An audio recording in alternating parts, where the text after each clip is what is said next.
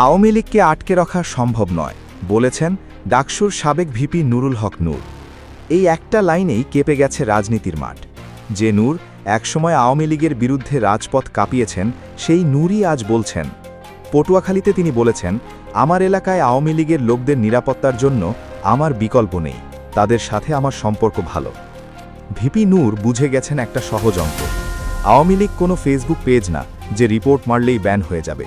এটা ৭০ বছরের পুরনো একটা শেকড়। আপনি মামলা দিয়ে, নিষেধাজ্ঞা দিয়ে, ভয় দেখিয়ে তাদের কর্মীদের ঘরে আটকে রাখতে পারবেন, কিন্তু আদর্শকে আটকাবেন কিভাবে? গ্রামে গঞ্জে চায়ের দোকানে যে কোটি মানুষ আওয়ামী লীগকে ধারণ করে, তাদেরকে আটকাবেন কিভাবে? নূরের এই বক্তব্য প্রমাণ করে, দিন শেষে ভোটের রাজনীতিতে আওয়ামী লীগকে বাদ দিয়ে কোনো হিসাব মিলবে না। ইতিহাস বলে, বাংলাদেশে কোনো বড় দলকে নিষিদ্ধ করে আটকে রেখে দেশ চলেনি। আটকানোর চেষ্টা হয়েছে বহুবার, কিন্তু ফিরে এসেছে আরও শক্তিশালী হয়ে। তাই ভিপি নূরের মুখে আজ যে সত্য বেরিয়েছে, সেটা অনেকেই স্বীকার করতে ভয় পায়। আওয়ামী লীগকে দমিয়ে রাখা যায়, কিন্তু মুছে ফেলা যায় না। আটকে রাখা যায়, কিন্তু আটকে রাখা সম্ভব নয়। এ নিয়ে আপনার মতামত কি? ভিপি নূর কি বাস্তবতা বুঝে সঠিক কথাই বলেছেন, নাকি এটা নতুন